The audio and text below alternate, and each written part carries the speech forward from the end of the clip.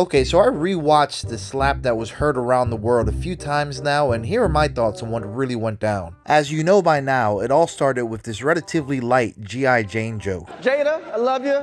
G.I. Jane 2, can't wait to see it. All right?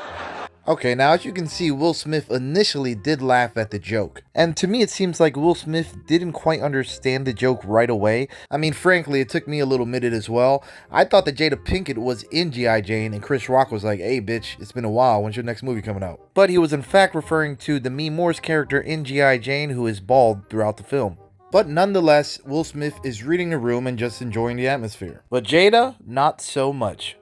Now, to be fair, I don't think a Will Smith 5 years ago or even 3 years ago would have done something like this. To understand why Will Smith acted in the way he did, no pun intended, one must first better understand the trolling and let's just say reputation that Will Smith has garnered over the last few years on the internet.com. So Jada has been hosting a show called The Red Table on Facebook Live over the last few years. Now, to be frank, I personally never actually saw an episode of this show, but from what I have seen, it appears to be another show like The View, but on the internet, where Jada and some other folks get together and sort of open up and maybe even express a little too much at times. Leading to my next point, many people feel that Jada Smith has been using this platform to, let's just say, inadvertently drag Will Smith's name through the mud.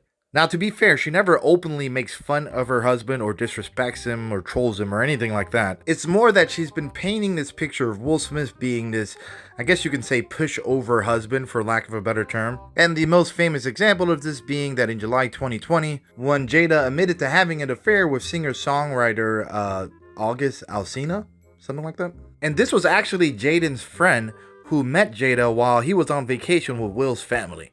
And then some sort of long-lasting relationship ensued. I don't know all the details. I know there were rumors about this guy staying in Will's house, and he, being August, even admitted to Angela Yee from the Breakfast Club that Will was aware of this relationship, and that they sat down to have a conversation about it where Will gave him his blessings.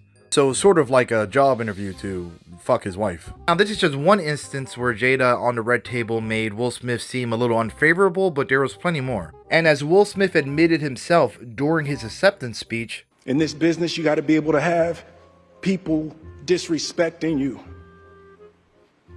And you got to smile and you got to pretend like that's okay. It's fair to say that he's a little fed up with all the trolling. So let's go back to the Oscars. When Chris Rock made this joke at the expense of Jada, his wife, I kind of feel like Jada gave him a look like, damn bro, you're gonna let this guy make fun of me? After the internet's calling you a pushover, you can't defend me right now, bitch? And I really can't help but feel that somewhere deep down inside of Will, all of this pent up insecurity from the last 2 years of being bashed and relentlessly trolled online about the type of husband that he is, came to fruition at this very moment. And Chris Rock took a slap on behalf of the entire fucking internet. And Chris Rock, I'm sure, is aware of this, as he looks like he bit his tongue so hard after getting bitch slapped by Will Smith. Okay. And I just want to end this by saying that Chris Rock, in my opinion, is more of a man for the way he took the slap than Will Smith is for throwing it. There are a lot of people who, at a minimum, would have swung back to defend themselves. But I think he had the wherewithal to sort of notice that if he goes down as the MC and he fights back and he gets kicked out, there will literally be no show. Like, you have to stop the show at that point. And he somehow kept his composure, and as they say, the show must go on.